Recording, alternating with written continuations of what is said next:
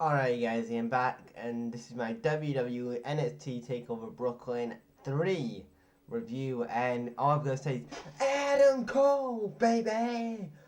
Adam Cole, baby! So obviously you guys know that Adam Cole officially debuted after months and months and months of speculation.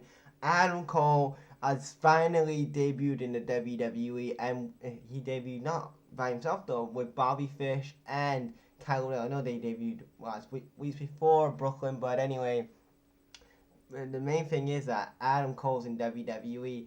Now, I've got to say that this NXT TakeOver Brooklyn was one of my favorite NXT TakeOvers I've seen in a while. Now, I'm not saying that the others were bad, but I just think how structured and how good that this was delivered. To me, watching as a fan at home, I was really enjoying it. And one question is to the WWE main roster: can you top that from tonight?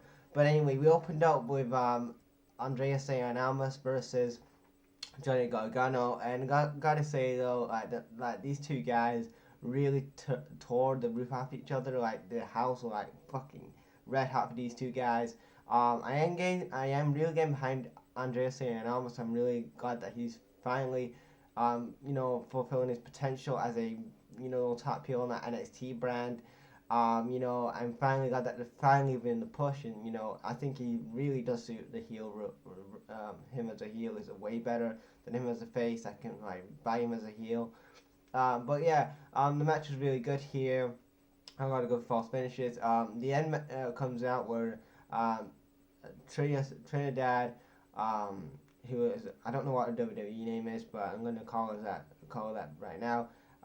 She throws like she gets a DIY T-shirt out of the crowd and she throws it in, and like Johnny Gargano's like, "What the fuck, man? I'm not part of the DIY anymore." And obviously this distracts him, and then Andreas gets the win, and yeah, big win for him. I'm glad that he got the win. Like I said, I thought that this was a really good opening here. Really set the tone for the rest of the night. And yeah, I'm a fan of both guys, and I don't know where these guys are going to feud next. After that, we had Authors of Pain versus Sanity for the WWE NXT Tag Team titles. I thought that this was an okay match here. It's a solid match. I'm not a really fan of heels versus heels in matches. I really think that really just is kind of lazy booking by the WWE or professional wrestling in general. I never liked heel versus heel. I always like the old heel versus face thing. Even in movies, I like that. But like I said, I thought that these two guys had a solid match. Um, Sanity did defeat Officer Pain. I mean, I thought that Officer Pain was going to retain, but Sanity got the win. They are your new NXT Tag Team Champions. Nikki Cross went through a table. Um, what else happened in the match? And then after the match, Bobby Fish and Kyle O'Reilly attacked Officer Pain and Sanity. So now it looks like we're going to have Officer Pain maybe going up to the main roster now. That's why we have Bobby Fish and Kyle O'Reilly. The Red Dragons reuniting with obviously Adam Cole later on. BayBay! And then after that we had Hideo Itami versus Aleister Black. Like I said, I thought that this was a good start here to the match. We had a lot of MMA kicks, kickboxing kicks. I'm going to say the one thing though, I did really like the entrance like before NXT started with the old Code Red. Code Red were like really good. How I thought they did a good performance there tonight. Anyway, they sung out Aleister Black's theme song. And in my opinion, I'm going to become a big fan of Aleister Black. Like I said, I'm not really seeing much of the guy. Previous to his WWE work, I know he worked on the Indies and he was Tommy End and whatever. But I really didn't know much about the guy till I saw him on NXT a couple of months ago, and recently I've been really kind of trying to really follow him, how really trying to get behind the character and stuff. And you know what? I see a lot. I see a really really bright future in Aleister Black. If this is a guy that they can have in the next 5 to 10 years as one of your megastars. If you push him, correctly, and you have him maybe tweak his character, and you maybe he could be like Undertaker. Like he's kind of his character's like the Undertaker. You know what I mean? It's like it's a special character, and you don't really want to like have him do interviews and out of kayfabe and stuff like that. But like I said, Aleister Black has a great future, and you know what? him and Hideo Itami had a good match here. I thought that this was a real good match here. And that's what he gets to win with that. Like, I think he does like a reverse super kick, whatever it was. I don't know what his finisher is called, but he gets to win. And I hope at this point that finally Hideo Itami gets onto the main roster at some point. Because what else is there to do for Hideo Itami? Because he's not going for that NXT title from Drew McIntyre, also because Adam Cole's in the company now. And so where does Hideo Itami go now? I think it's just the main roster right now. And also I do want to mention that we had some NXT alumni in the crowd tonight.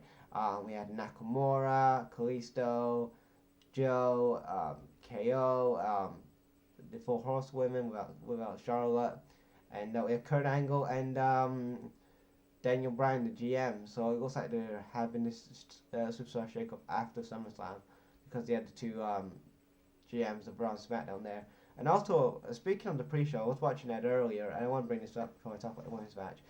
Kurt Angle was talking about the Asuka and Ember Moon match, and he calls it Ascuda, or whatever. He botches Asuka's name. And I was like, really, Kurt? How can you botch the name of the women? Like, really? Anyway, that's going Botchamania. But yeah, we had a few botches like that, and then there's one where Mauro would say, Roderick Rude, like, what the fuck? I'm like, that'll be on, that'll be on Botchamania and whatever. But anyway, back to the match. We had Asuka versus Ember Moon, and I really enjoy that. These two are my favorite women wrestlers right now on NXT and even in WWE in general because I really enjoy their work. Like, these two women are kicking ass, and I think eventually at NXT Takeover in November, we're gonna have Asuka to drop that NXT title to Ember Moon. But like I said, tonight I thought it was a good result here too. I didn't want all the NXT titles to change hands because I mean in my opinion that would have been so predictable because we would have known that these guys are going to the main roster. But having Asuka retain for another pay-per-view, which I'm okay with. I know a lot of people fans are like, no, we want Ember Moon, but Ember Moon's going to get a shot hopefully at the next Takeover. But like I said, these two women had a great match here. Asuka was working over Ember Moon's shoulder. They had good spots where Ember Moon does a quick stunner. Asuka kicks out, then Ember Moon gets put in the Asuka lock. She gets out of it, and then she gets out of it. And then Asuka was playing bait with her, so she was like kind of knocked out. And then after that, Asuka gets her into the Asuka lock again and makes her tap out. So Asuka is still the women's champion 504 days, or 505 tomorrow. So yeah, Asuka is still the longest reigning women's champion in WWE right now. And then after that, we had our main event, and it was Bobby Roode versus Drew McIntyre. Now, I've got to say that this match started off pretty slow, in my opinion. It was really like kind of slow at the beginning, and then at the middle, it was like getting a bit good, and at the like 10 to 15 minutes of the match, Bobby Roode and Drew McIntyre really got the shit together and had a really good match. A lot of false finishes. Bobby Roode hits two gory bombs, and then he tries to go for a third one, but Drew McIntyre goes for a future shock, and then gets the win. So Drew McIntyre is your new NXT champion. After the match, we have Bobby Fish and Cal Rel come back down to the ring, and lo and behold, Adam Cole comes out, BayBay, and I'll start doing that now. Anyway, he comes down to the ring. He basically super kicks Drew McIntyre. He holds out the NXT title, and that's how NXT Takeover Brooklyn 3 ended. In my opinion, a really good takeover. This was one of my favorites in the last couple of years. In my opinion, I think this is it's got to be up there, like one of the top 5 takeovers. But yeah, like I said, I really enjoyed this takeover. You know what? It was really good, and it looks like we're gonna have this ROH invasion angle kind of thing. And like I said in the story count earlier this week, I'm not a fan of any invasion storylines in wrestling, but I'm gonna see where they go with it. Like I said, I'm not really a big fan of the invasion angles because they never come out. They never put them right. They never come out right as we want them to come out right. You know what I mean? So yeah, what do you guys think of NXT Takeover Brooklyn 3? What do you guys think of Adam Cole debuting? And yeah, what do you guys think of this NXT invasion angle or ROH invasion, whatever they're calling this thing? Down below, guys. Thank you guys for watching now. Check you later.